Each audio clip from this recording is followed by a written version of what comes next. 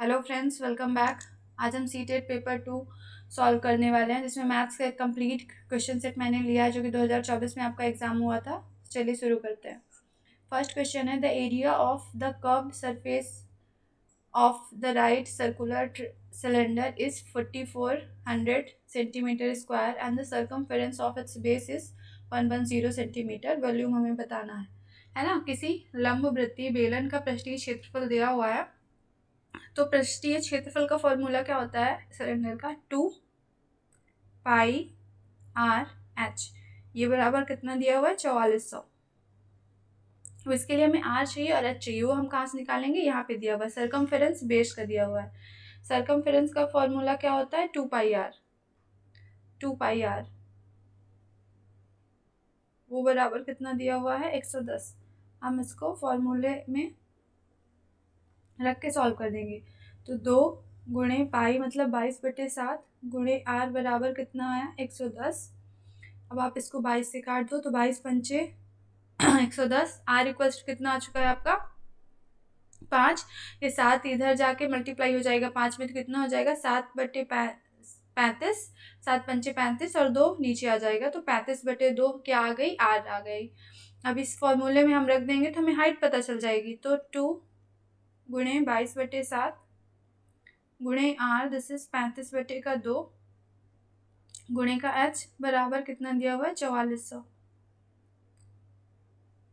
अब आप इसको सॉल्व करो। 22 दूना 44, ये 44 कट गया। 7 पन्ना 35, 8 5 से आपने काटा 100 को कितनी? 20 बार। तो h बराबर यहाँ से आपका आ चुका है 40।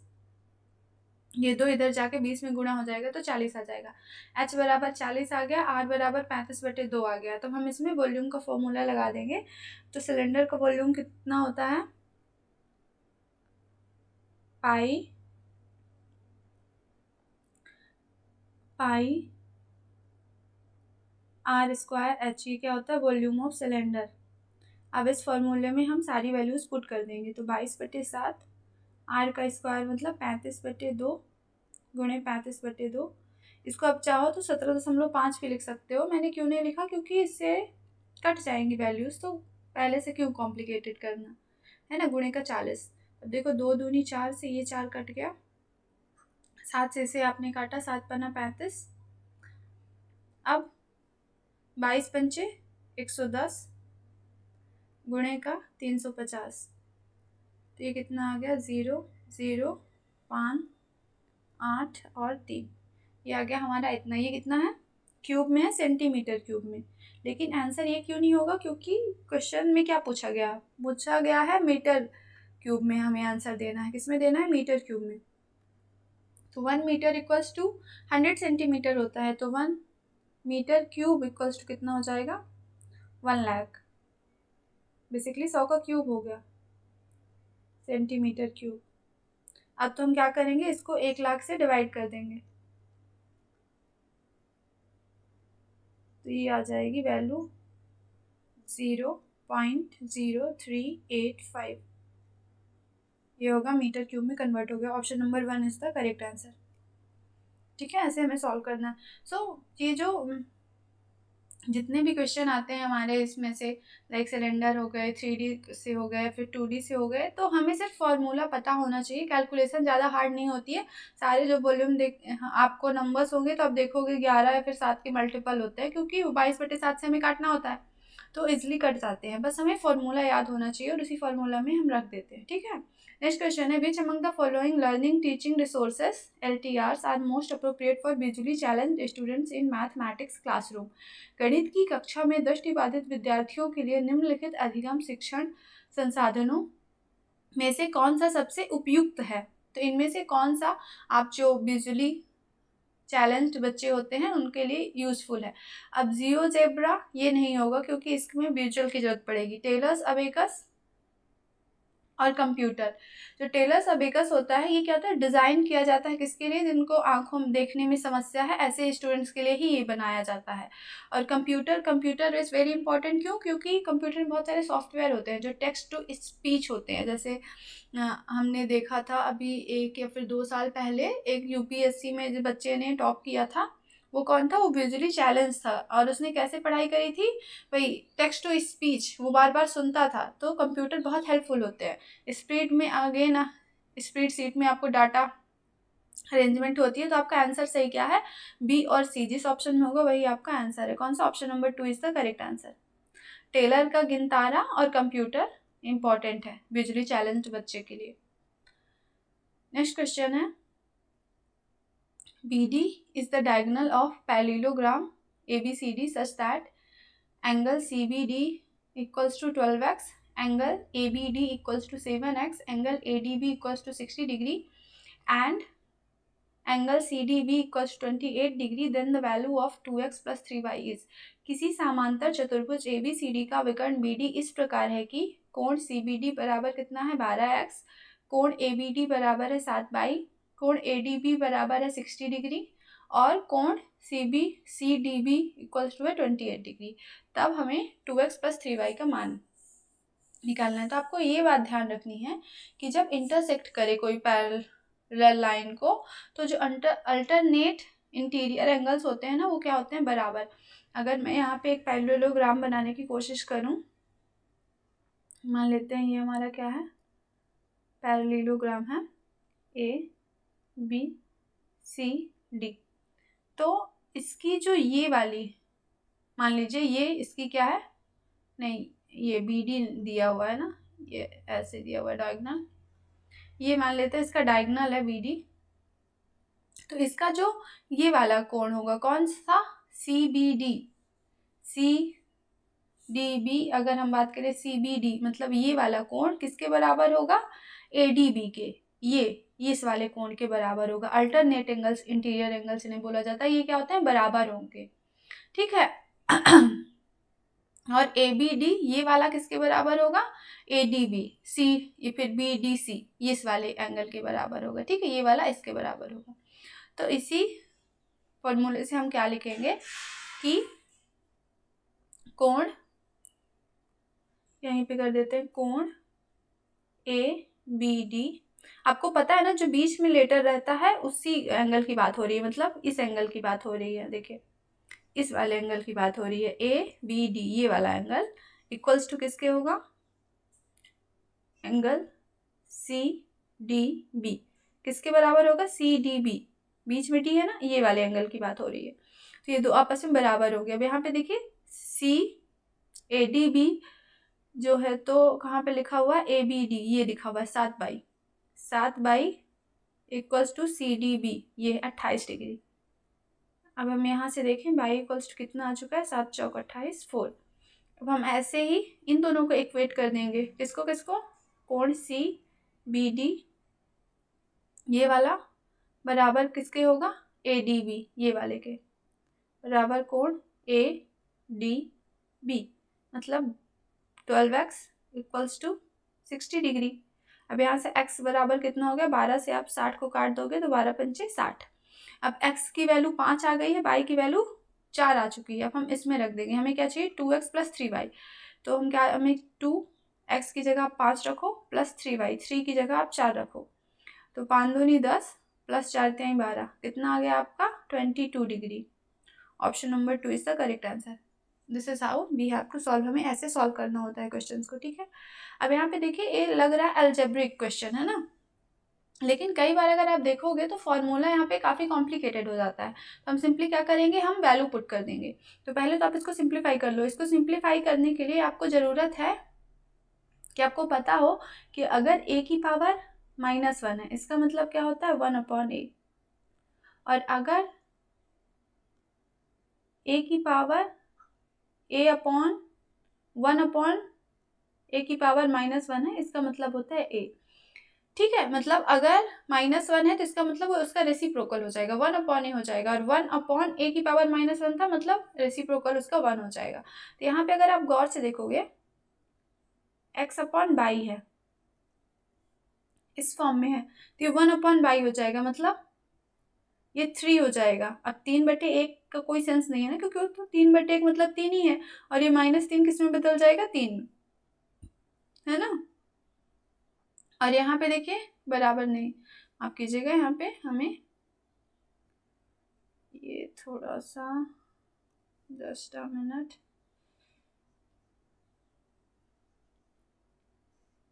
ये मैंने किया था सॉल्व करने के लिए, आपको दोबारा से करती हूँ, ठीक है।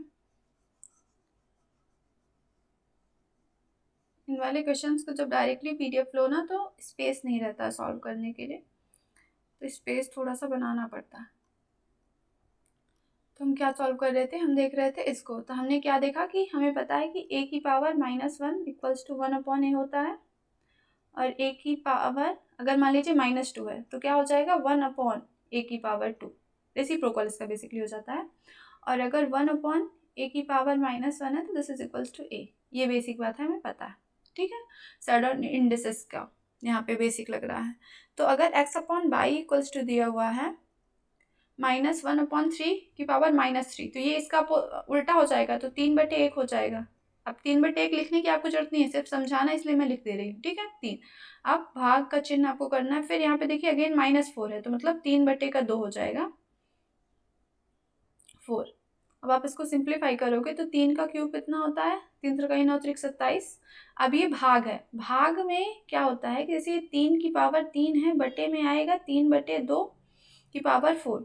तो इसमें इसका क्या होता है कि अगर a/b/c है तो ये इक्वल्स टू कितना होता है, a इंटू c/b, ठीक है।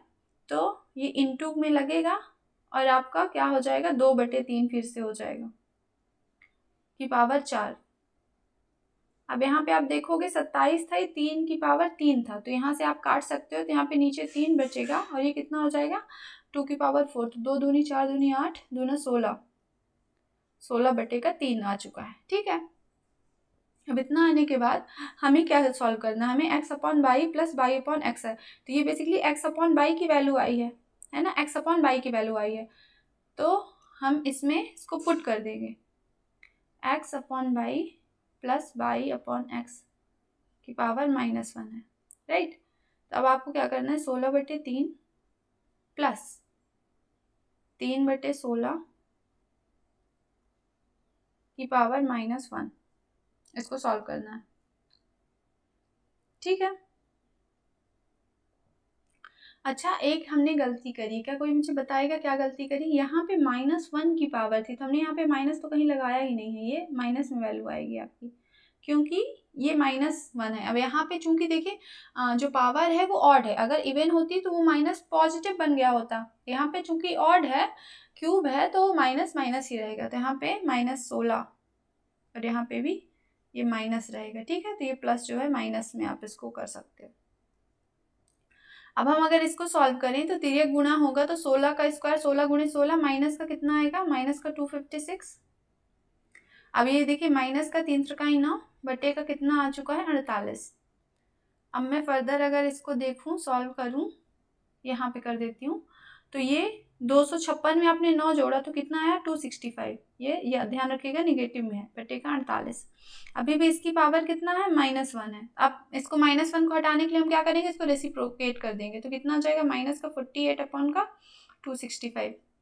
Option number 3 is the correct answer. This is how we solve, ठीक है। नेक्स्ट क्वेश्चन है, A student listed the following properties of rational numbers which one is are correct। हमें बताना है इनमें से कौन सा सही है। अब अगर हम इस रेशनल नंबर्स की बात करें तो रेशनल नंबर क्या होते हैं, ऐसे नंबर जिन्हें आप p/q के फॉर्म में दिखा सकते हो, these number are called rational number, right. तो रेशनल नंबर इंक्लूडेड इंटीजर, तो हर एक इंटीजर क्या रेशनल नंबर होता है, हाँ बिल्कुल होता है। किसी भी इंटीजर को आप p/q के फॉर्म में लिख सकते हो, जैसे अगर n नंबर इंटीजर है तो n/1 तो आप लिख सकते हो, जहां पे आपको ये कंडीशन ध्यान में रखनी है कि 1 बराबर क्या नहीं होना चाहिए 0, तो बिल्कुल हो सकता है उसको, वो रेशनल नंबर के अंदर ही इंटीजर्स आते हैं, तो ये सही हो गया।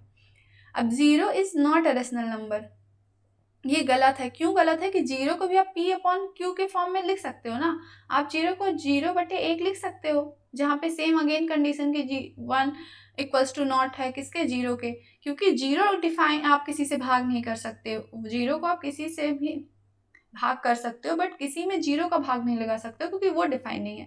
अब यहाँ की वैल्यू तो 0 आ जाएगी ना, हमें पता है, तो 0 इज अ रेशनल नंबर। यहाँ पे नॉट लिखा हुआ था इसलिए ये गलत हो गया। नेक्स्ट है all fractions are rational number. Of course fraction को तो हम PYQ में डिनोट ही करते हैं, तो ये तो सही है। तो हमारा A और C सही है, तो option number 4 is the correct answer. ठीक है।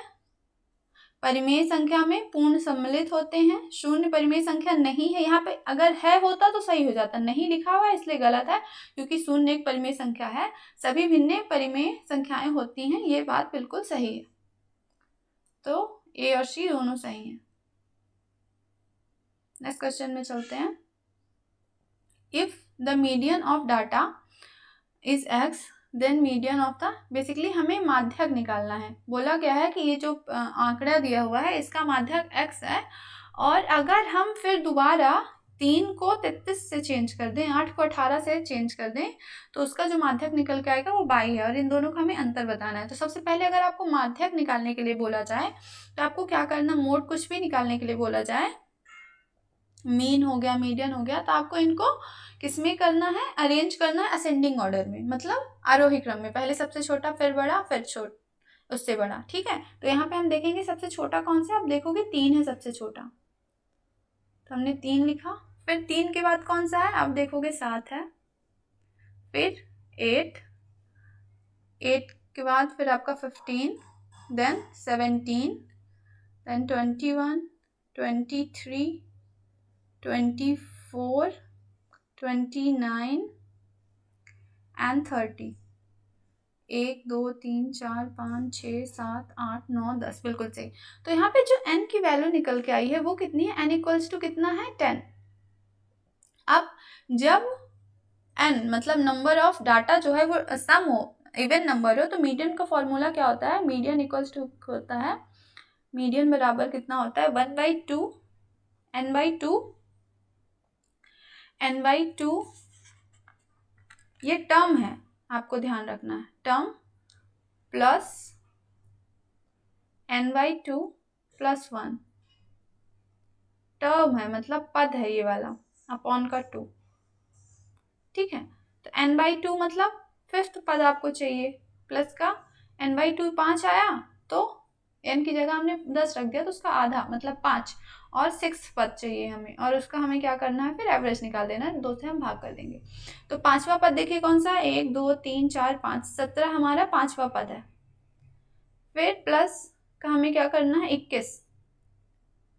21/2, वापस को सॉल्व करोगे तो 7 1 8 2 1 3/2 मतलब 19 आ गया। और ये जो 19 आया है इसकी वैल्यू क्या दी हुई है, x, ये दिया हुआ है ना कि मध्यिका क्या है, x, तो this is equals to x। अब आगे क्या करने के लिए बोला है कि अब 3 को 33 बना देना है, मतलब ये जो 3 है इसको 33 में चेंज कर देना है, और 8 को 18 में, इस 8 को 18 में चेंज कर देना है। तो अगेन अब हम क्या करेंगे, हम यहीं पे आपको 33 18 नहीं लिख देना है, क्यों, क्योंकि आपको पहले इसको असेंडिंग ऑर्डर में चेंज करना पड़ेगा ना, 33 को से आप स्टार्ट नहीं कर सकते, वो सबसे बड़ा नंबर है तो सबसे लास्ट में जाएगा। तो जब 3 33 बन गया, सबसे छोटा नंबर अब क्या है, 7, और 8 भी चला गया क्योंकि 18 बन चुका है, तो उसके बाद क्या आएगा देखिए 15, फिर यहाँ पे 17, अब 8 18 बन चुका है तो 17 के बाद 18 आएगा, फिर एज इट इज आप लिख दो 21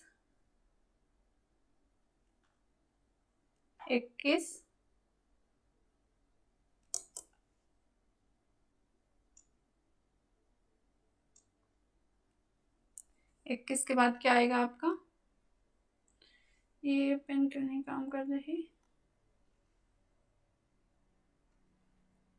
21 के बाद आएगा आपका 23, आई थिंक कोई प्रॉब्लम हो गई है। चलिए यहाँ पे आप देख लो कि यहाँ पे देखिए 7 के बाद क्या आएगा, ये नहीं आएगा आपका, 7 के बाद क्या आएगा, 15 17, ये 18 जो है वो यहाँ पे आ जाएगा। ठीक है, यहाँ पे 18 आ जाएगा, और 33 सबसे लास्ट में यहाँ पे 33 चला जाएगा।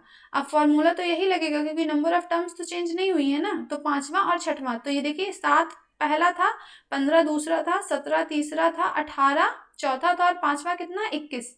तो 21 प्लस का 23 इस बार बनेगा, क्या बनेगा, 21 प्लस का 23, 21 प्लस का 23 आपका बनेगा,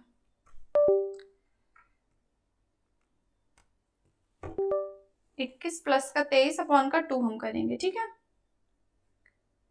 21 प्लस का 23 अपॉन का 2, तो ये कितना आ चुका है 4, 44/2, तो कितना आ गया 22। 22 क्या है, 22 बराबर आपका है y। तो हमें क्या चाहिए था, हमें डिफरेंस निकालना था, तो y अपॉन x करेंगे। दिस इज 22 माइनस का 19, कितना आ गया 3।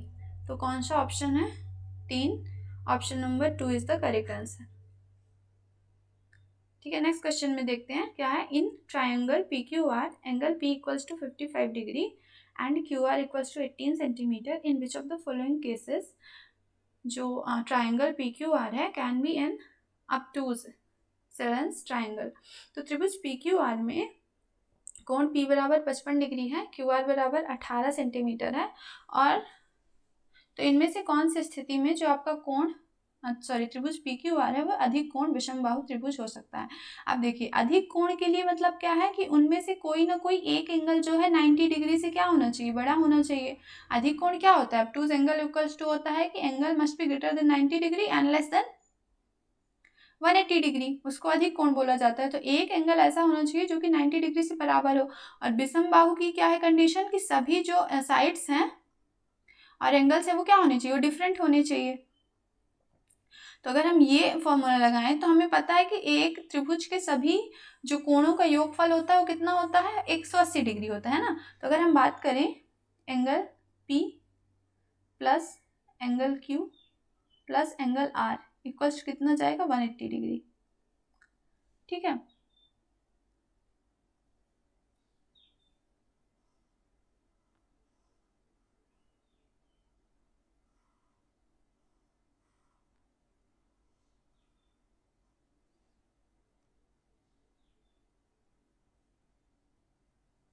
वन 180 डिग्री यार, एंगल P बराबर 55 डिग्री दिया हुआ है, तो मतलब Q plus angle R equals कितना हो जाएगा, 180 डिग्री माइनस का 55 डिग्री।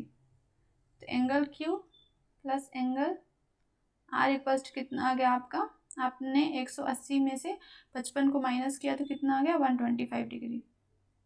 मतलब ये है कि इन दोनों कोणों का योग जो है वो कितना होना चाहिए, 125 डिग्री होना चाहिए, और इनमें से एक एंगल को 90 डिग्री से बड़ा होना चाहिए। तो अगर हम 90 डिग्री मान लो माइनस करें फॉर अंडरस्टैंडिंग, तो देखो कितना आएगा आपका, 35 डिग्री आ रहा है।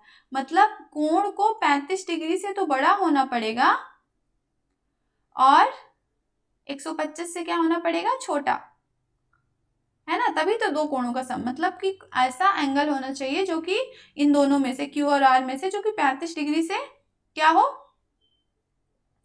35 डिग्री से छोटा हो, क्योंकि अगर 35 आपने इसमें से माइनस किया तो 90 डिग्री आएगा। हमें 90 डिग्री से क्या चाहिए, हमें 90 डिग्री से बड़ा चाहिए। 90 डिग्री से क्या चाहिए, 90 डिग्री से हमें बड़ा चाहिए। तो ये वाली कंडीशन ये मैंने उल्टी लिख दी है, हमें 90 डिग्री से बड़ा चाहिए। तो अगर हमने माइनस किया तो 35 डिग्री आया, कि अगर हम 35 माइनस कर देंगे तो 90 डिग्री कभी नहीं आ पाएगा ना। देखिए फॉर सपोज, देखो मैंने कहा, अभी जो मैंने कहा कि मैंने 125 डिग्री में से 90 डिग्री माइनस किया तो हमारा कितना आया, 35 डिग्री आया।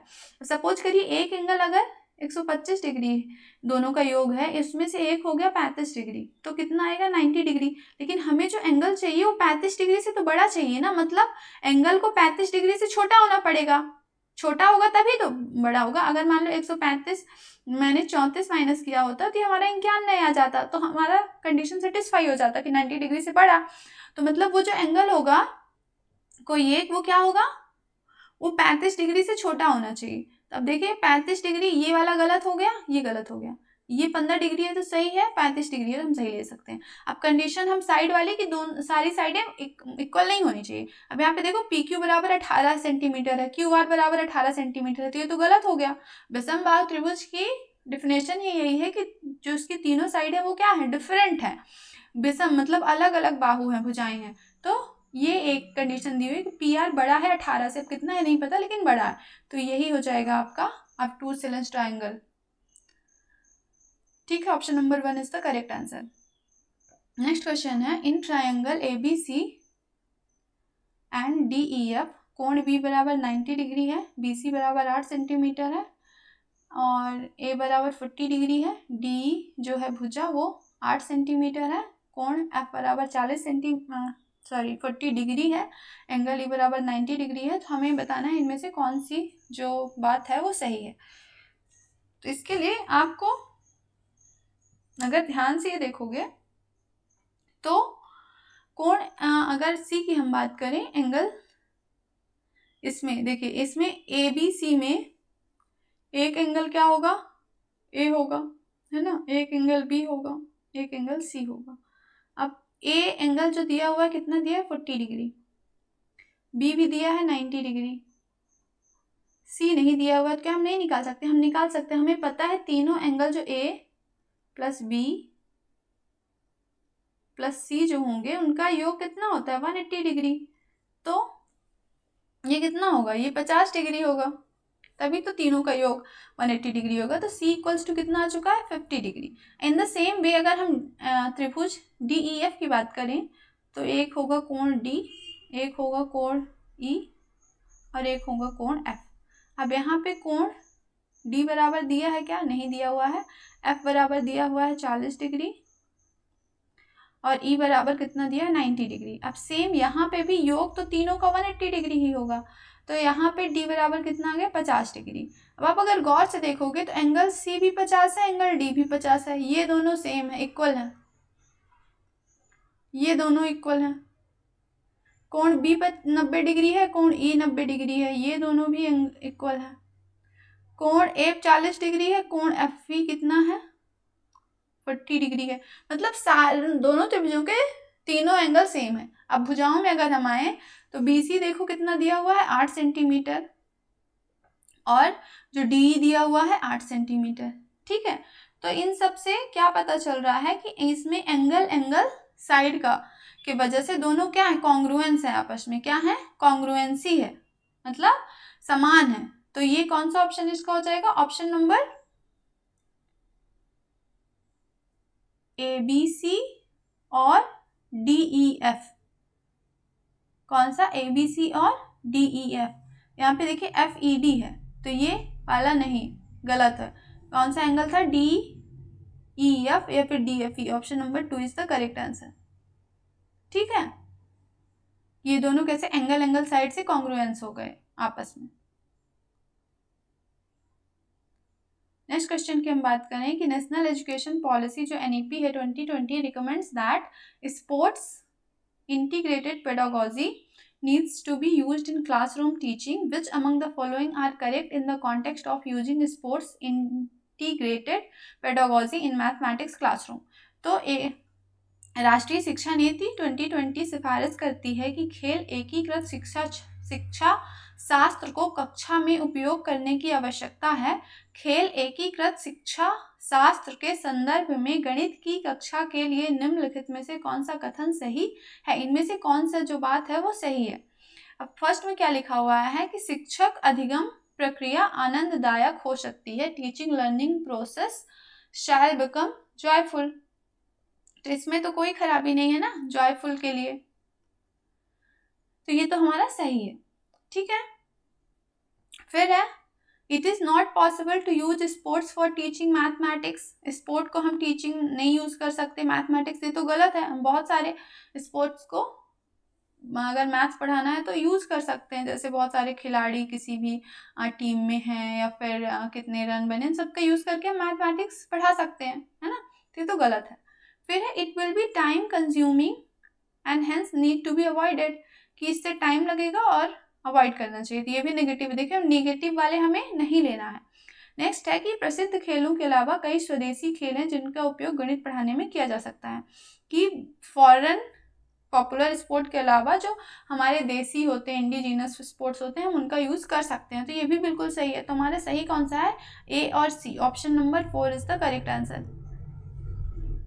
कि ए और नहीं, ए और सी नहीं, ये गलत है। कौन सा, ए और डी, पहला और चौथा सही है, तो option number 2 is the correct answer. कौन सा है, ऑप्शन नंबर 2, ए और डी हमारा क्या है, सही है। नेक्स्ट क्वेश्चन है the product of two rational numbers is -40/3 if one of the two numbers is -5/2। तो रेसिप्रोकल, रेसिप्रोकल मतलब व्युत्क्रम हमें पता करना है। देखिए दो प्रोडक्ट बोला हुआ है दो रेशनल नंबर का, तो एक रेशनल नंबर कितना दिया हुआ है -5/2, हम दूसरा रेशनल नंबर मान लेते हैं x है, इन दोनों का प्रोडक्ट मतलब गुणनखंड हम करेंगे तो उसका गुणनफल क्या निकल रहा है, 40 माइनस का 40/3। आप इसको सिंप्लीफाई कर दो तो यहाँ पे माइनस से देखोगे आप, इस माइनस से ये माइनस कट गया, 5 से आप काट दो 40 को, 5 अट्ठे 40, और तो x इक्वल्स टू कितना आ जाएगा आपका 16/3। x बराबर कितना आ चुका है 16/3।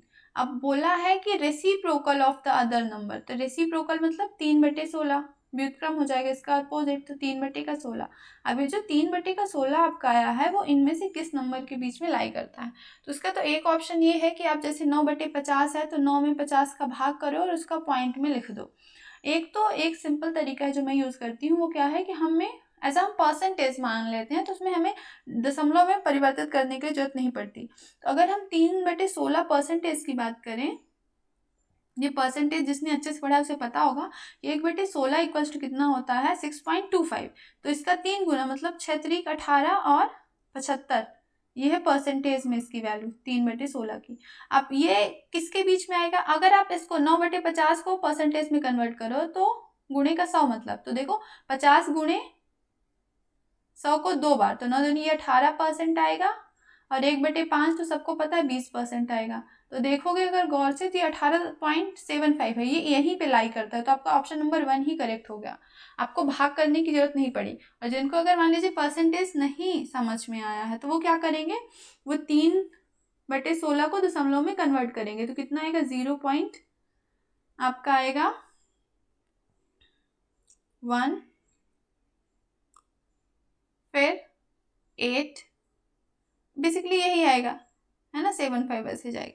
और ये कितना आएगा 0.18, ये कितना आएगा 0.20। तो आप यहाँ पे देखोगे 1875 है, तो यहाँ और यहाँ के बीच में क्या करेगा, लाई करेगा, तो यही आपका सही हो जाएगा। ठीक है, नेक्स्ट क्वेश्चन में चलते हैं हम। 3 numbers are in the ratio of 2:3:4 and the sum of their cube। हमें तीनों नंबर का सम बताना है ना, तो रेशियो में है तो हम नंबर मान लेते हैं क्या है 2x, 3x और 4x। अब बोला है उसके क्यूब मतलब उनके घनों का योग दिया हुआ है, तो हम इनका घन कर देते हैं। जब घन करेंगे तो 2x का घन क्या आएगा 2x का क्यूब प्लस 3x का क्यूब प्लस 4x का क्यूब प्लस इक्वल्स टू कितना दिया हुआ है 33,957, इतना दिया हुआ है। अब यहाँ पे 2x का क्यूब करने पे कितना आएगा, 2 का क्यूब होता है 8x क्यूब प्लस 3 त्रिका 9 9 त्रिक 27 x क्यूब प्लस 4 चौको 16 चौको 64 x क्यूब इक्वल्स टू 33,957। आप इन सबको क्या करो जोड़ दो, तो कितना आएगा, देखो 8 अठाई 64, 8 9 72, तो 64 में 8 जोड़े तो 72 आ गया, और 72 में अगर आपने 27 जोड़ा, 72 में 27 जोड़ा तो कितना आ गया 99 x क्यूब इक्वल्स टू कितना है 33,957। अब आप क्या करो इसको 11 से काट दो, तो 11 नहीं है 99, कलर चेंज कर लेती हूँ तो समझ आएगा, और 11 से इसको काटा तो 11 3 33। अब देखिए 9 उतर के आएगा तो नहीं भाग जाएगा, तो एक 0 लगा दो, 95 बन गया, तो 11 अठे 88, 7 बचा तो 11 7 77।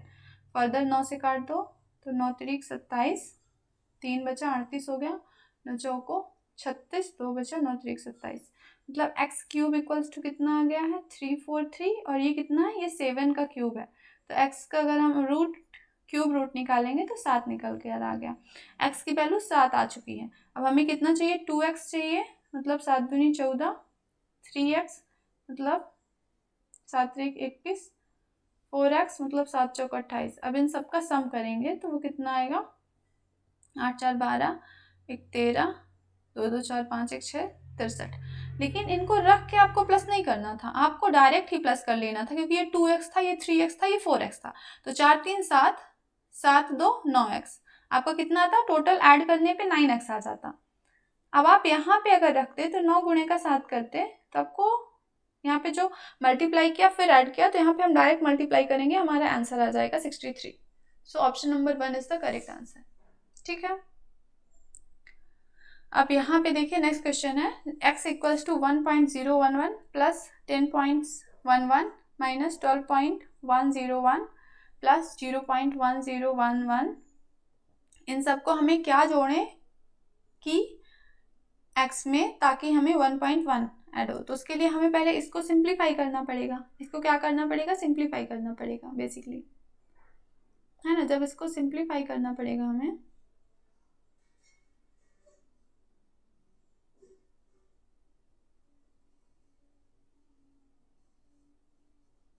थोड़ा सा स्पेस बना लेते हैं।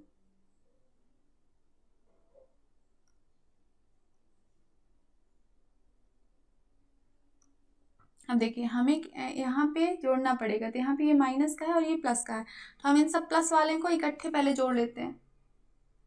1.011 प्लस, आपको पता है ना पॉइंट के नीचे पॉइंट रखना है, 1011।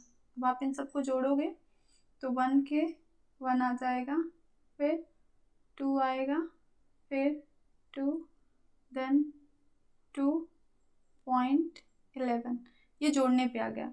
तो x की वैल्यू कितनी आ गई है? 11.2221। अब माइनस का क्या करना है? 12.101। अब इसमें से आपको इसको माइनस करना है, तो 12.101 माइनस का 11.2221, इसको माइनस करोगे तो 0 में से 1 जाएगा तो 9, this is 3, 7, this is 3, 7, this is 3, तो 8.0 इतना आ गया। ठीक है, अब ये देखिएगा यहाँ पे 12 माइनस, बड़ी संख्या में माइनस लगा हुआ है, मतलब कि ये माइनस में वैल्यू आएगी। जो बड़ी संख्या का जो चिन्ह होता है, साइन होता है, वही लगता है, तो ये माइनस में आया है। अब बोला है कि इसमें x में कितना जोड़ा जाए कि 1.1 प्राप्त हो। तो हम मान लेते हैं कि इसमें हम स्पेस हमको चाहिए सॉल्व करने के लिए, कहाँ पे स्पेस है? यहाँ पे है स्पेस। ठीक है, हम मान लेते हैं जो हमारी वैल्यू आई है x की, कितनी आई है? 0. माइनस का 0.8779 प्लस का हम मान लेते हैं ये x की वैल्यू आई, मान लेते हैं हम इसमें बाई ऐड किया तो कितना आया? 1.1, यही था 1.1, राइट, 1.1 आ गया। अब जब 1.1 आ गया तो इधर देखिए बाई को निकालने के लिए आप इसको माइनस को इधर लेकर जाओगे तो ये प्लस हो जाएगा, इसमें जाके जुड़ जाएगा, तो कितना आ जाएगा? 1. कितना आएगा? 9779, कितना ही आएगा? ये हमने कुछ गड़बड़ कर दिया लग रहा है।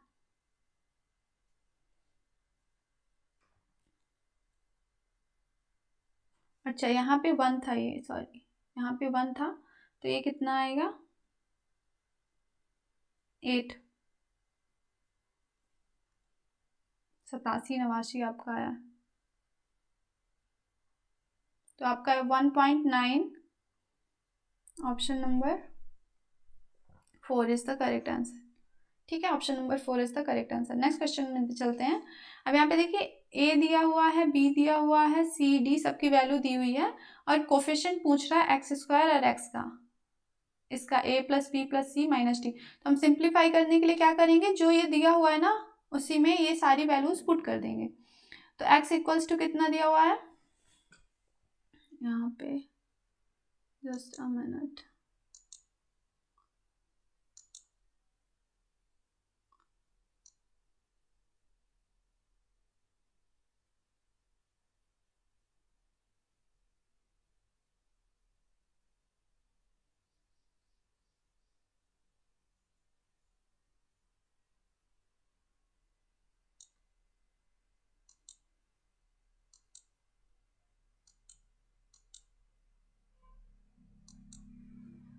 देखिए a की जगह हम a की वैल्यू रख देंगे, कितनी है? -2x square plus 12x। b की जगह हम b की वैल्यू रख देंगे प्लस का 11 माइनस का 8x प्लस का 3x स्क्वायर। सी की जगह सी की वैल्यू प्लस का 17 माइनस का 4x²। अब माइनस लगा देंगे, डी की वैल्यू रख देंगे, तो -x²। यहाँ पे माइनस इंटू माइनस प्लस बन जाएगा, प्लस का x माइनस माइनस प्लस का 3। अब आप इसको सिंप्लीफाई कर दोगे तो माइनस का 2x है। देखिए यहाँ पे कितना है, माइनस का 2x, यहाँ पे कितना है प्लस का 3x, तो 2x में से 3x गया तो x² बचा। यहाँ पे फर्दर माइनस का x² है तो कट गया, तो कितना आया, ये वाला बस बचा। कौन सा, ये वाला माइनस का 4x² बस बचा, तो माइनस का 4x²।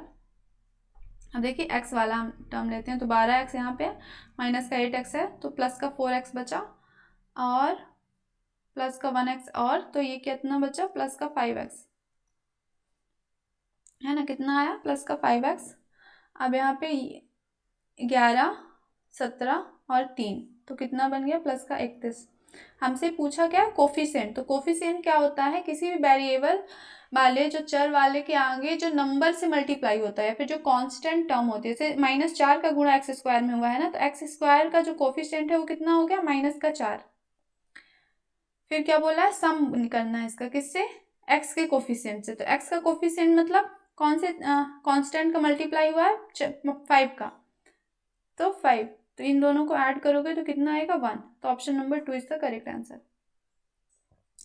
नेक्स्ट क्वेश्चन है, इफ आ 8 डिजिट नंबर की बात हो रही है, वो क्या है, वो 72 से डिविजिबल है। अब यहाँ पे डिविजिबिलिटी रूल पे क्वेश्चन आया है, तो नंबर इज नॉट ट्रू, मतलब एक्स वाई की वैल्यू क्या नहीं हो सकती। अगर किसी नंबर को 72 से डिविजिबल होना है, मतलब क्या है कि उस नंबर को, नंबर कितना पहले ले लेते हैं, 9471 9471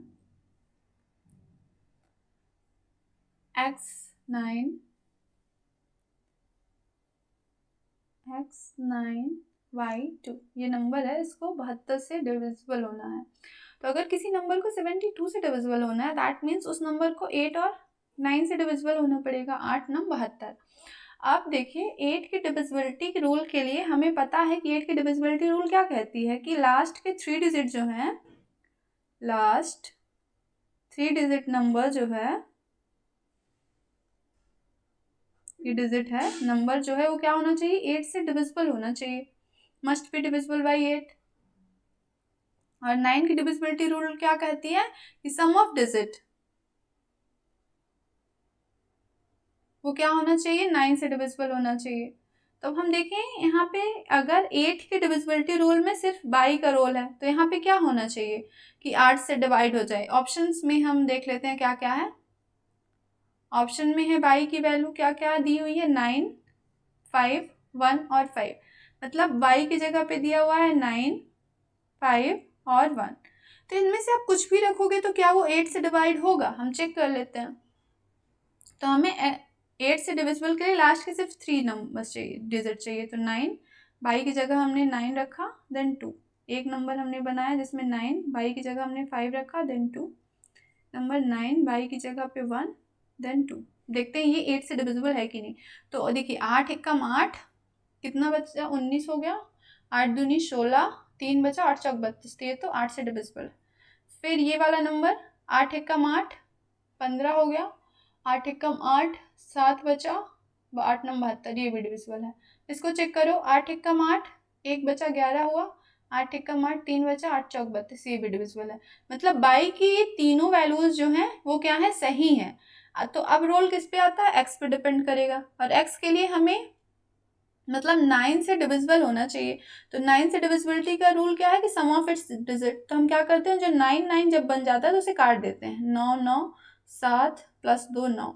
अब इन दोनों को जो बचे हुए 4 1 5, मतलब वैल्यू 5 है।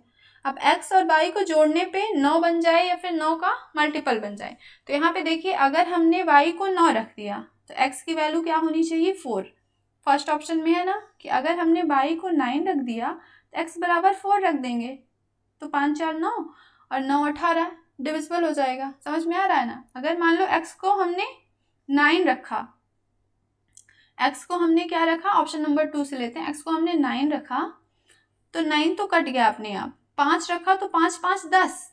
यहाँ पे अगर हमने सपोज करो ये हमारा 4 1 5 है ही, x की जगह हमने 9 रखा, y की जगह 5 रखा। तो देखो 5 5 10 और 9 19, 19 क्या कट रहा है? नहीं कट रहा है, मतलब ऑप्शन नंबर 2 आपका क्या है? गलत है। और x की 3 और y क्या 1 रखते हैं, तो x की वैल्यू अगर मान लीजिए तो 5 ही है, x की वैल्यू हमने 3 रखा, y को 1 रखा। तो देखो ये 5 3 8 1 9, ये भी कट रहा है, मतलब इससे भी कट रहा है। तो अब आगे हमें चेक करने की जरूरत नहीं है, इससे भी कटेगा। तो हमें बताना था सत्य नहीं है, मतलब गलत वाला आंसर देना था। तो वो गलत वाला आंसर आपका क्या हो जाएगा? ऑप्शन नंबर 2 यही हो जाएगा आपका सही, क्योंकि हमसे गलत पूछा हुआ था। तो गलत कौन सा है? x बराबर 9 और y बराबर 5। तो option number 2 is the correct answer. Next question है, द नंबर ऑफ वर्टिसेस, जो एक बहुफलकी के शीर्ष दिया हुआ है, किनारे और फलक दिया हुआ है 10 15 और x।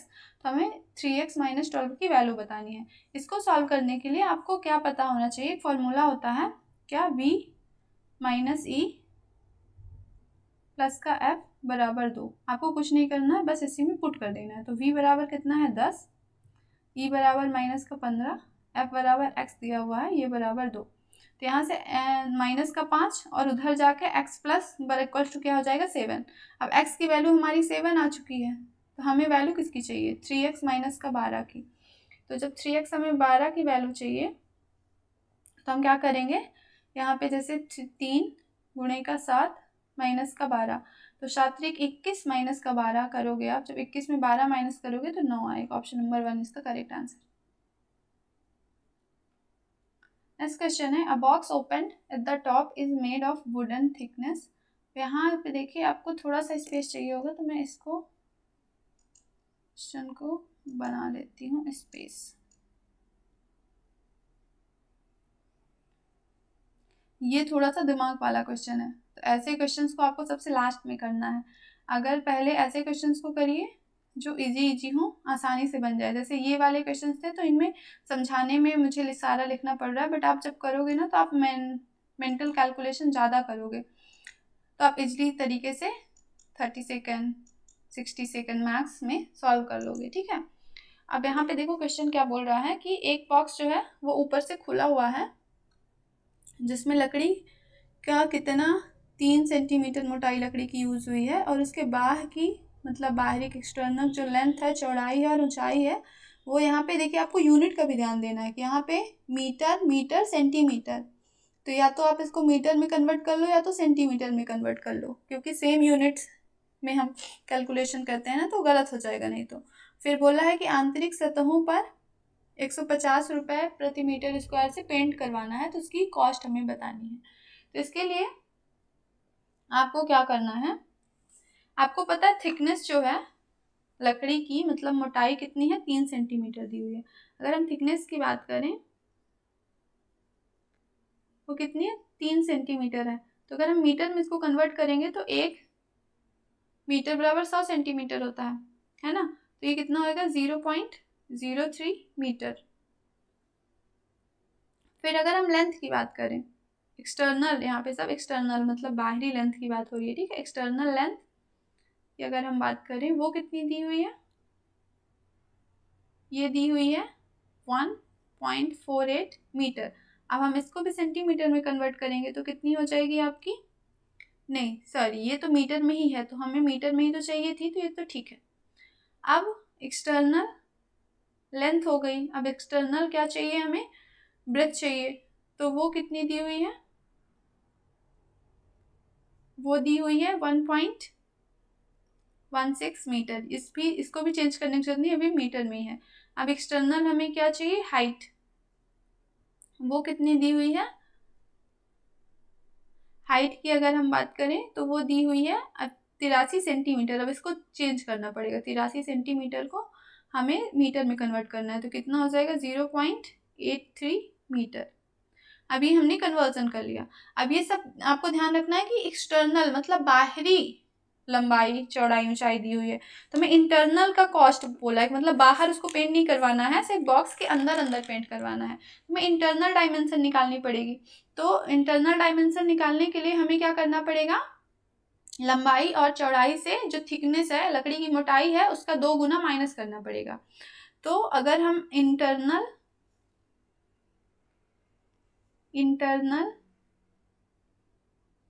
हाइट की बात करें और इंटरनल लेंथ हमें चाहिए होगा, इंटरनल क्या चाहिए होगा, ब्रेथ चाहिए होगी। तो हम इनको निकालेंगे। तो अगर हम लेंथ निकालें, सो लेंथ इक्वल्स टू कितना हो जाएगा, इंटरनल लेंथ की बात हो रही है। जो एक्सटर्नल लेंथ है,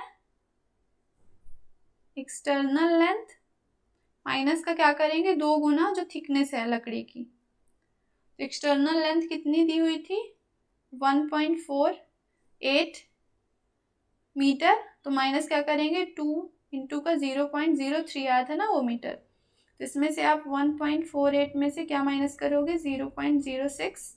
तो ये कितना आ गया आपका, 1.42 मीटर। ठीक है, इसी तरीके से हम ब्रेथ निकाल लेंगे। तो एक्सटर्नल ब्रेथ माइनस का 2 गुना थिकनेस करेंगे तो वो कितना आएगा, 1.16 मीटर माइनस का 0.06 मीटर, ये आ गया 1.10 मीटर। अब हम हाइट की अगर बात करें तो हाइट चूंकि ऊपर से खुला हुआ है बॉक्स, उसका 2 गुना हम नहीं करेंगे।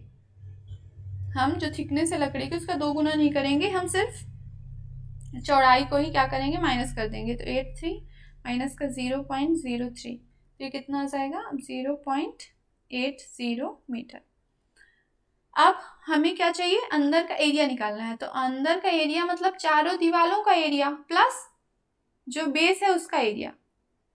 एरिया निकालने के लिए area of 4 walls, total area कितना होगा, एरिया ऑफ 4 वॉल्स प्लस का बेस का एरिया, फ्लोर का जो नीचे का बेस है, क्योंकि ऊपर से तो खुला हुआ है। तो एरिया ऑफ 4 वॉल्स कितना होता है, 2HL प्लस B, ये होता है 4 वॉल का एरिया। और बेस का कितना होगा, L इंटू B। अब यहाँ पे हम वैल्यू रख देंगे। तो 2 गुणे H कितना आया है हमारा, 0.80 L प्लस B। तो L कितना हुआ, आया हुआ है आपका 1.42 प्लस का 1.10 B आई हुई है ना, प्लस का L कितना है 1.42 इंटू का B मतलब 1.10। अब हमें क्या करना है, बस इसको सिंप्लीफाई कर देना है।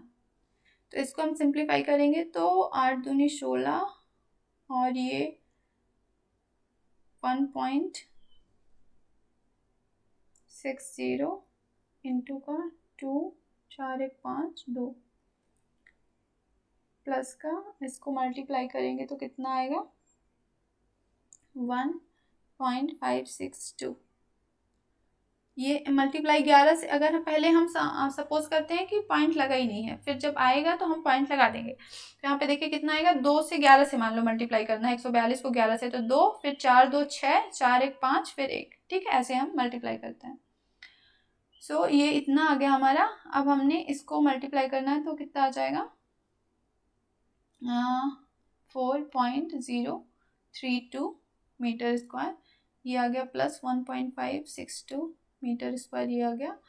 तो अब टोटल कितना आएगा, हम इनको क्या करेंगे, ऐड कर देंगे।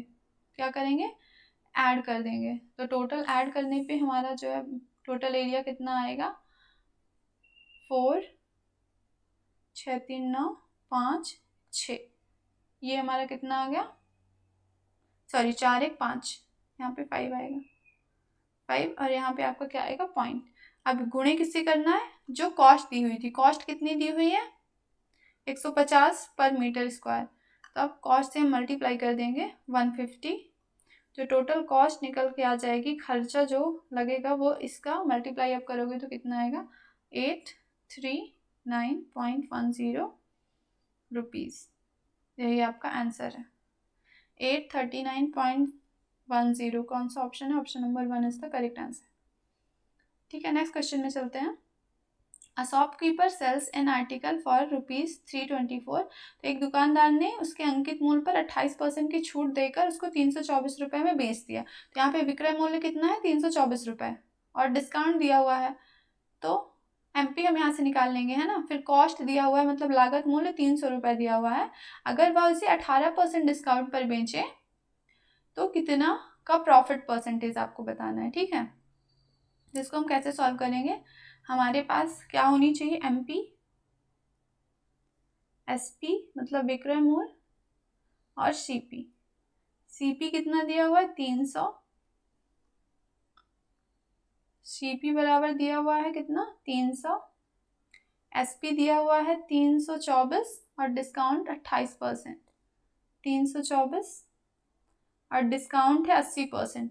तो MP पे देखिए, MP पे 28% का डिस्काउंट दिया हुआ होगा, तो 28% की अगर आप फ्रैक्शन वैल्यू देखोगे, 28% इक्वल टू कितना होता है, 28% इक्वल टू होता है 7/25, सॉरी 7/25, 4 सत्ते 28 और 25, मतलब MP का अगर आप 18/25 करोगे तो वो कितना होगा, वो SP के बराबर होगा। तो वो कितना दिया हुआ है 324। अब आप इसको काटोगे 18, तो MP बराबर कितना आ गया आपका 500 होता तो 450, MP कितना आ गया आपका 450।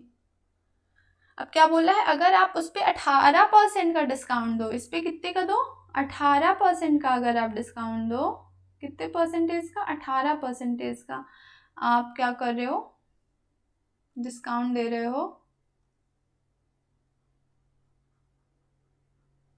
18% का, आप डिस्काउंट दे रहे हो, अगर 18% का डिस्काउंट दे रहे हो तो आप कितने का प्रॉफिट अर्न करोगे। तो हम इसको 18% का अगर डिस्काउंट देंगे तो 450 का 18 कितना होगा, 450 का 18% आप निकाल लोगे यहाँ से, कितना आएगा 81, मतलब 81 का आपने डिस्काउंट दे दिया, तो आप MP में से 81 माइनस करोगे तो आपका SP आ जाएगा 9, और ये हो गया 9 तो 6 और 3, मतलब नया आपका जो SP है विक्रय मूल्य वो कितना आ गया 369, और CP आपका कितना है 300, तो आपका प्रॉफिट कितना हो रहा है 69 पे, किस पे हो रहा है 300 पे। प्रॉफिट परसेंटेज आप बता दो, 3 दूनी 6, 3 त्रिकाई 9, 23% का प्रॉफिट हो रहा है, 23%। Option number 2 is the correct answer. ऐसे हमें सॉल्व करना होता है, ठीक है। नेक्स्ट क्वेश्चन है, mathematics is a way of thinking since. तो गणित एक सोचने का तरीका है, क्यों है गणित सोचने का तरीका, ऑप्शन नंबर 1 है, it provides an opportunity for students to engage in proofs and examining patterns, क्योंकि ये बच्चों को अपॉर्चुनिटी देता है कि वो प्रूफ को देख सकें और एग्जामाइन कर सकें। हाँ, मैथमेटिकल अगर कोई भी आप कॉन्सेप्ट लगाते हो तो आप उसको सॉल्व करके चेक कर सकते हो वेदर इट इज करेक्ट और नॉट, तो ये तो सही है। नेक्स्ट क्वेश्चन है, स्टूडेंट्स रिप्रोड्यूस फॉर्मूले and symbol during problem solving, क्योंकि बच्चे जो रिप्रोड्यूस कर रहे हैं सिंबल को, तो ये तो गलत है ना, सिर्फ सिंबल को रिप्रोड्यूस करने से थिंकिंग नहीं प्रोसेस डेवलपमेंट होता है ना, कि आपको सॉल्यूशन पता है आप देख के उतार दो तो उससे आपका थिंकिंग डेवलपमेंट नहीं होगा। Students use appropriate strategy, this is absolutely correct, कि बच्चे अपनी अपनी तरीके लगा रहे हैं, तकनीकी यूज कर रहे हैं कि वो प्रॉब्लम को नए तरीके से सॉल्व कर सकें, नई प्रॉब्लम्स को सॉल्व कर सकें। तो A और C आपका क्या है, सही है, तो option number 2 is the correct answer. Next question है, इन क्लास 6 की बात हो रही है, गणित की शिक्षिका ने अपने विद्यार्थियों के समक्ष एक प्रश्न रखा है। क्या प्रश्न है कि प्रातःकालीन सैर में 3 व्यक्ति एक साथ चलना प्रारंभ करते हैं, उनके कदमों की लंबाई क्रमशः 70 सेंटीमीटर, 85 सेंटीमीटर और 95 सेंटीमीटर है। इनमें से प्रत्येक न्यूनतम कितनी दूरी चले कि वे वही दूरी पूरे कदमों में तय कर सके। तो यहाँ पे कौन सा जो कॉन्सेप्ट है बच्चों को पढ़ाना चाह रही है, तो आपको ध्यान में रखना है वो किसको पढ़ाना चाह रही है, कॉन्सेप्ट ऑफ LCM, लघुत्तम समापवर्त। क्या पढ़ा रही है, LCM, लघुत्तम समापवर्त, लीस्ट कॉमन मल्टीपल। तो option number 1 is the correct answer. क्यों LCM पढ़ाना चाह रही है, इसलिए वो क्योंकि उनको बराबर दूरी तय करना है, कम से कम। एक आप LCM निकालोगे तो 70, 85 और 95 का LCM निकालोगे, जो निकल कर आएगा तो उतनी दूरी उनको कम से कम, फिर उसके मल्टीपल्स तो बड़े होते जाएंगे, बट लीस्ट कॉमन मल्टीपल मतलब सबसे छोटा ऐसा मल्टीपल जो है वो क्या होता है, LCM। यही कॉन्सेप्ट वो बच्चों को सिखाना चाह रही है। अगला क्वेश्चन है, किसी समलंब चतुर्भुज की भुजाएं जो हैं 11 और 25 हैं और उनके बीच की दूरी 12 सेंटीमीटर है। इसका क्षेत्रफल उस आयत के क्षेत्रफल के बराबर होगा जिसकी भुजाओं का अनुपात दिया हुआ है। तो अगर हम ट्रेपेजियम की बात करें तो ट्रेपेजियम कुछ ऐसा बनता है।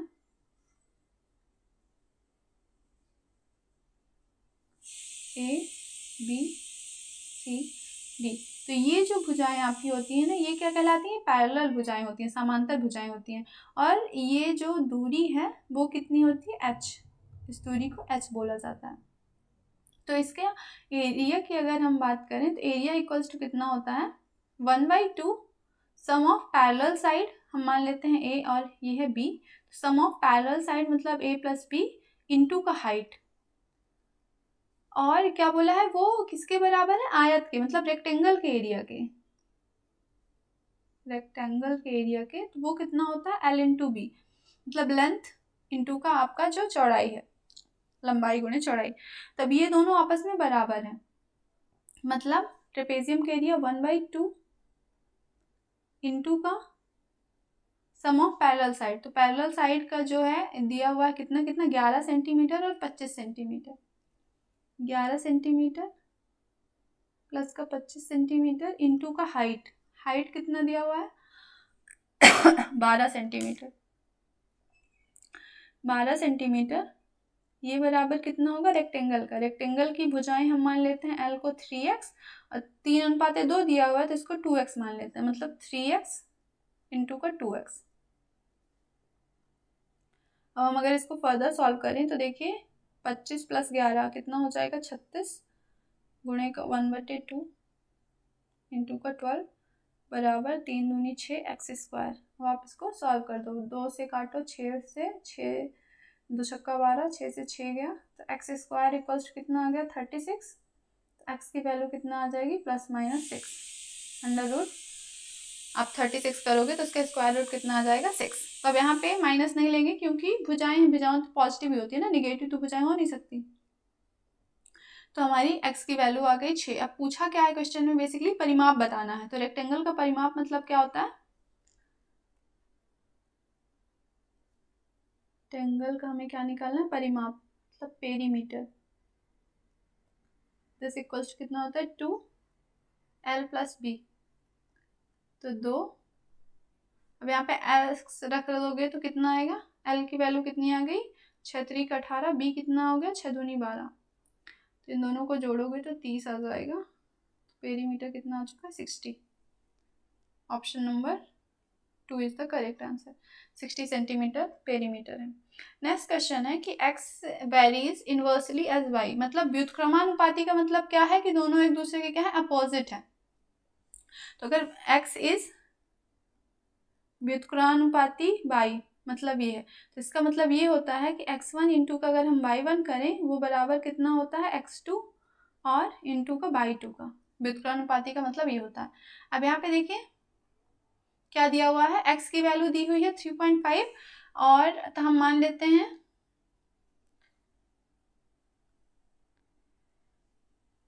x1 को मान लेते 3.5 दिया हुआ है, y1 कितना दिया हुआ है? 2.4, x2 हम मान लेते हैं कितना है? 5.6 और हमें y2 निकालना है। अब आपको इसे क्या करना है? बस सॉल्व कर देना है। तो यहाँ पे आप देखोगे तो ये किससे, देखो यहाँ पे बटे का 10 कर दोगे पॉइंट हटाने के लिए, ये बटे का 10, इसमें बटे का 10, एक 10 से एक 10 कट गया। अब 5 7 35, नहीं आपको क्या काटना है? 7 से काटना है। तो ये 7 पना 35, 5 और 7 8 56 और 8 3 24, मतलब बाई की जो है वो वैल्यू कितनी आ गई है? 5 इंटू का 0.3, 1.5 आंसर है। 1.5 option number 1 is the correct answer. Next question है which of the following is not a dimension of assessment of mathematics learning. तो इनमें से कौन सा गणित अधिगम के आकलन का आयाम नहीं है? पैटर्न्स एंड प्रोसीड्योर्स, प्रतिमान और प्रक्रिया, गणित के प्रति रुझान, जो डिस्पोजिशन होता है मतलब इंक्लिनेशन, रुचि बच्चे की, गणितीय तर्क, मैथमेटिकल रीजनिंग और कम्युनिकेशन, संप्रेषण। तो ये सब क्या है, यूजफुल है, आयाम नहीं है, नेगेटिव बताना है, तो क्या है, पैटर्न और प्रक्रिया। Option number 1 is the correct answer. Next question है, teacher conducted an oral assessment in class and found that Ram can speak definition of all types of numbers, odd, even, prime and composite accurately, but not able to identify the numbers accurately when given a set of numbers। मतलब क्या हो रहा है कि शिक्षक ने क्या देखा कि राम जो है तो विषम संख्या, सम संख्या, अभाज्य और भाज्य जैसे सभी को परिभाषाएं दे देता है कि संख्याओं को क्या बोला जाता है परिभाषा, लेकिन वो एग्जाम्पल नहीं दे पाता, वो आइडेंटिफाई नहीं कर पाता। मतलब यहाँ पे अगर बंच ऑफ नंबर है 2, 5, 9, तो वो बता नहीं पाता कि कौन सी विषम संख्या है, कौन सा प्राइम नंबर है, ऐसे कॉन्सेप्ट कंपोजिट नंबर है वो नहीं बता पाता। तो यहाँ पे क्या प्रॉब्लम है कि उसकी मेमोरी अच्छी है, उसने याद तो कर लिया डिप्रेशन, लेकिन उसको कॉन्सेप्चुअल उसकी क्लैरिटी नहीं है, ये प्रॉब्लम है ना। तो कौन सा ऑप्शन सही है, Ram has good memory but lack concentration. Concentration की कमी नहीं है, उसने कॉन्सेंट्रेशन होगा तभी तो अच्छी से याद किया है उसने, तो ये तो गलत है। Ram has good memory but lack conceptual understanding, absolutely, उसको कॉन्सेप्चुअल क्लैरिटी नहीं है, तो उसकी मेमोरी अच्छी है, उसने याद कर ली डेफिनेशन, बट उसको पता नहीं है कि कौन सा नंबर है। तो option number 2 is the correct answer. Ram की स्मरण शक्ति अच्छी है परंतु अवधारणात्मक बोध की कमी है। नेक्स्ट क्वेश्चन है, निम्नलिखित table shows the number of different fruits keeped in a carton. तो एक बॉक्स में डिफरेंट फ्रूट्स रखे हुए हैं, जैसे मैंगो रखा हुआ है, एप्पल रखा हुआ है, ऑरेंजेस रखे हुए हैं, गुआवास रखे हुए हैं, पॉमीग्रेनेट्स रखे हुए हैं। पॉमीग्रेनेट मतलब क्या होता है, अनार, गुआवा मतलब अमरूद, ऑरेंजेस, एप्पल्स, मैंगोज तो सबको पता ही होते हैं ना। तो यहाँ पे क्या करना है, हमें एक पाई चार्ट में इन सबको डिनोट करना है, बताना है कि जो एंगल है एप्पल सर का, अगर हम एक सबको पाई चार्ट में बना दें, मतलब हमने एक सपोज पाई चार्ट बना दिया 5, ठीक है, एक हमने पाई चार्ट में बनाया, तो ये एप्पल है, कलर चेंज कर देती हूँ, ये एप्पल है, दिस इज सपोज गुआवा है, और फिर आपका this is mango, orange and pomegranate. तो बताना है कि जो एप्पल है इसका कितने सेक्टर का इसमें एंगल बनेगा। तो इसको सॉल्व करने के लिए हमें इन सब का ऐड सम करना पड़ेगा कि टोटल नंबर ऑफ जो फ्रूट्स हैं वो कितने हैं, 44 प्लस का 56 प्लस का 42 प्लस का 30 प्लस का 38। सो हम अगर इसको ऐड करें, देखो 42 और 38 को आप ऐड करोगे तो 80 बन जाएगा आपका, 44 और 56 को ऐड करोगे तो 100 हो जाएगा, तो 100 प्लस 80 180 और प्लस 30 कितना बन चुका, 210। टोटल नंबर ऑफ फ्रूट्स कितने हैं, 210। अब हमें क्या पता है, एक जो टोटल पाई चार्ट होता है उस कितने डिग्री का बनता है, वो 360 डिग्री का। तो आप यहाँ से इसको सॉल्व कर लो कि एक फ्रूट की वैल्यू कितनी आ गई, 36 बटे का 21। तो आपको एप्पल में टोटल फ्रूट्स कितने हैं, 56। 56 बराबर कितना हो गया, 36 अपॉन का 21 इंटू का 56, 7 3 21, 7 8 56, 3 से इसको काटा 12 बार, तो 12 8 96, कितना आ गया, 96 degree. Option number 2 is the correct answer.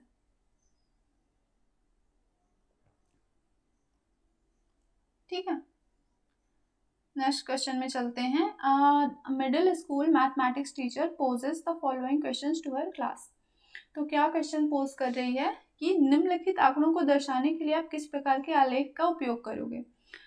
First question क्या है, किसी खेलकूद प्रतियोगिता में कद, मतलब कौन सा आलेख आप बनाओगे कि खेल प्रतियोगिता में प्रतिभागियों का कब, जो एथलीट्स हैं उनका आप हाइट डिनोट कर रहे हो, और किसी स्टेशन पर प्रातः 9 बजे से साय के 9 बजे तक रेलगाड़ियों को जाने वाले यात्रियों की संख्या।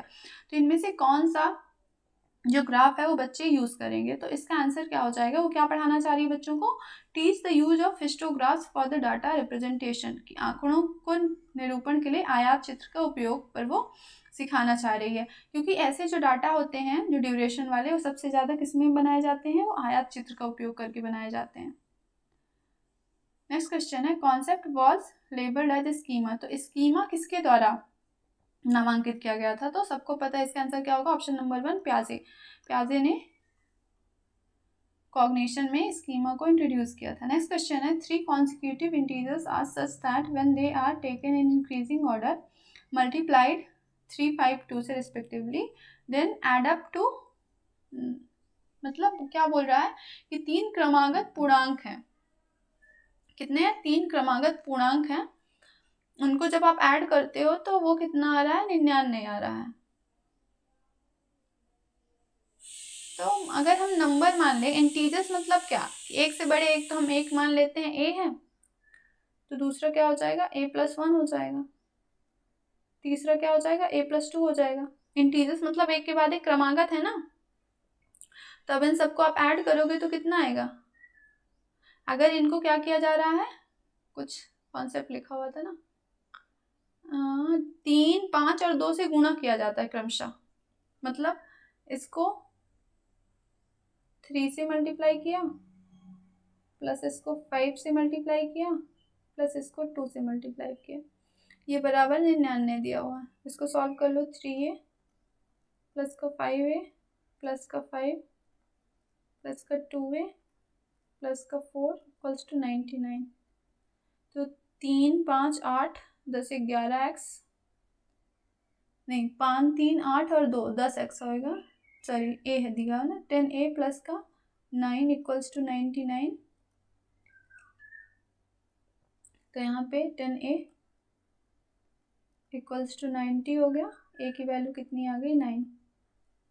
तो एक संख्या कितनी हो गई? 9, दूसरी हो गई 10 और तीसरी हो गई 11। 3 संख्याएं आ गई। क्या पूछा गया है क्वेश्चन में? आरंभिक पहले और तीसरे पूर्णांकों का योग। तो 11 और 9 कितना आएगा? 20। Option number 2 is the correct answer. अगला सवाल क्या है? The difference between the 2 supplementary angle is 20। तो सप्लीमेंट्री एंगल का योग कितना होता है? हम क्या पता है? 180 डिग्री। अगर 2 संपूरक कोणों की हम बात करें तो उनका योग जो होएगा वो कितना होता है? 180 डिग्री। हम मान लेते हैं वो क्या है? x प्लस y है, उनका योग कितना है? 180 डिग्री। और डिफरेंस दिया हुआ है 20 डिग्री का, मतलब x minus Y equals to कितना दिया हुआ है? 20 डिग्री। अब हम इन दोनों को अगर जोड़ दें तो देखो माइनस वाई से प्लस का वाई कट जाएगा, तो 2x इक्वल्स टू कितना आ जाएगा? 200। x बराबर कितना हो गया? 100। आपको ये करने की जरूरत नहीं है। अगर किन्हीं दो संख्याओं का योग दिया हुआ है, फिर उन्हीं दो संख्याओं का दिया हुआ है डिफरेंस, तो आपको क्या करना है? अगर आप दोनों को जोड़ के 2 से डिवाइड कर दोगे तो बड़ी वाली संख्या आ जाएगी, और दोनों को आपस में घटा के 2 से डिवाइड कर दोगे तो छोटी वाली संख्या आ जाएगी। तो बड़ा वाला कोण कितना आ गया? 100, और दूसरा कोण कितना है? 80 डिग्री का। पूछा क्या है? If the smaller of these angle is p, मतलब 80 ये है, ये p, then the value of 3p minus का 50। तो 80, यहाँ पे आप सॉल्व करो, 80 गुणे का 3 माइनस का 50 आपको करना है। तो 8 3 24, 240 माइनस का 50, मतलब 190 degree. Option number 3 is the correct answer. अब यहाँ पे देखिए अलजेब्रा से क्वेश्चन है। ऐसे क्वेश्चन को देख के क्या घबराना नहीं होता है, इजली तरीके से सॉल्व हो जाते हैं। जैसे देखिए हम सॉल्व कर रहे हैं। अब इसमें आप देखोगे गौर से तो इसमें कोई फॉर्मूला नहीं लग रहा है, यहाँ पे फैक्टराइजेशन पे सवाल है बेसिस पे। अभी हमने जब अलजेब्रा किया था तो हमने फैक्टराइजेशन नहीं अभी किया हुआ है, तो हम अगली क्लास जब अलजेब्रा की करेंगे तो उसमें हम फैक्टराइजेशन सीखेंगे। यहाँ पे मैं बता देती हूँ कि ऐसे टाइप के क्वेश्चन आए तो कैसे सॉल्व करना है। देखिए क्या दिया हुआ है, आपको क्या करना है? इनको खोल देना है, पी स्क्वायर को भी पूरा इस सबको खोल देना है। तो पी क्यूब एक्स प्लस, अब पी स्क्वायर को एक्स में मल्टीप्लाई करोगे तो कितना आएगा? पी स्क्वायर एक्स माइनस का एक्सपेंडेड फॉर्म में इसको बस आपको लिख देना है माइनस का पी बाई, अभी माइनस पी का जेड में मल्टीप्लाई होगा तो क्या हो जाएगा? माइनस का पी जेड माइनस का जेड। अब आपको क्या करना है? आपको इनमें बेसिकली इनको सेम सेम जो है तो इकट्ठे लिखना है, डिफरेंट अलग करना है। ठीक है, अगला काम क्या करना है कि हमें कॉमन पद को इकट्ठे लिखना है। यहाँ पे अगर आप देखोगे मैंने अगर इन दोनों में से पी स्क्वायर एक्स को बाहर ले लिया, पी स्क्वायर एक्स को मैंने बाहर ले लिया, तो यहाँ पे क्या बचा, पी बचा सिर्फ ना, क्योंकि यहाँ पे पी क्यूब एक्स था, तो पी स्क्वायर एक्स को मैंने बाहर लिया तो यहाँ पे पी बचा, और यहाँ पे सिर्फ 1 बचा, पी स्क्वायर एक्स को मैंने बाहर ले लिया था। अब यहाँ पे देखो मैंने पी वाई को बाहर लिया, माइनस पी वाई को, तो यहाँ पे पी स्क्वायर था तो सिर्फ पी बचा, और यहाँ पे देखो माइनस का मैंने बाहर ले लिया तो यहाँ पे माइनस माइनस प्लस, प्लस का 1 बचा। फिर अगेन मैंने यहाँ से जेड बाहर लिया अगर, तो अंदर क्या बचा, माइनस माइनस प्लस, तो प्लस का पी बचा, और ये माइनस जेड हमने बाहर ले लिया तो प्लस का 1। ठीक है, अब हम देखो p plus 1, p plus 1, p plus 1 common है तो उनको एक साइड लिख देंगे, और जो डिफरेंट है उनको अलग लिख देंगे। तो p स्क्वायर जेड माइनस का ये वाला पी वाई माइनस का जेड, इसको फैक्टराइजेशन बोला जाता है, p प्लस 1 जो सेम थे हमने एक तरफ, तो 2 गुणनखंड निकल के आए, कौन सा, पी स्क्वायर जेड माइनस का पी वाई माइनस का जेड। तो इनमें से जो भी ऑप्शन में होगा वही आपका आंसर होगा। तो पी स्क्वायर एक्स, सॉरी यहाँ पे जेड नहीं एक्स है, पी स्क्वायर एक्स माइनस का पी वाई माइनस का जेड, तो option number 2 is the correct answer. Next question है, a student was given the problem to solve. तो एक जो विद्यार्थी था उसको क्या दिया गया है कि सवाल, एक शहर की जनसंख्या पहले 28,000 थी, उससे घटकर 26,500 हो गई, तो जनसंख्या के घटने की प्रतिशतता ज्ञात कीजिए। तो परसेंटेज डिक्रीज उसे बताना था, कितने परसेंट से जनसंख्या घट गई है। तो उसने कैसे हल किया कि उसने प्रारंभिक जनसंख्या लिखी 28,000, नई जनसंख्या लिखी 26,500, फिर घटने का परसेंटेज, डिक्रीज परसेंटेज उसने कितना निकाला है, 26,500 बटेगा उसने 28,000 गुणे का 100%। तो ये गलत किया है उसने, ये जो आया है तो उसको परसेंटेज तो पता है, लेकिन ये अब कितनी हो गई है, तो पहले 100% थी तो अब घट के 94.6% हो गई है, लेकिन ये परसेंटेज डिक्रीज नहीं है। परसेंटेज डिक्रीज कितना हुआ है, 100 पहले थी परसेंट थी, अब 94.6% हो गई, तो परसेंटेज डिक्रीज कितना आया है, 0.4 और आपका 5.4% का डिक्रीज आया है, ये आंसर होना चाहिए था। तो उसने को परसेंटेज का ज्ञान है लेकिन कॉन्सेप्ट उसने गलत लगा दिया है, तो इसका आंसर क्या होगा कि विद्यार्थी ने प्रश्न को सही तरीके से हल किया है, नहीं, गलत किया है। विद्यार्थी प्रतिशतता की अवधारणा को नहीं जानता है, असावधानी त्रुटि की है, नहीं, विद्यार्थी प्रतिशतता की अवधारणा को समझने में सक्षम है, परंतु वह समझ पाने में समर्थ नहीं है कि किस राशि की प्रतिशतता ज्ञात करनी। एब्सोल्युटली, उसको परसेंटेज डिक्रीज निकालना था तो उसने वहाँ पे अभी कितनी हो गई है ये निकाल दिया है, तो option number 4 is the correct answer. तो ये पूरे 30 क्वेश्चंस थे जो हमने सॉल्व किए हैं। मिलते हैं नेक्स्ट क्लास में। Okay, thank you for watching. Please subscribe the channel and like the video. Thank you.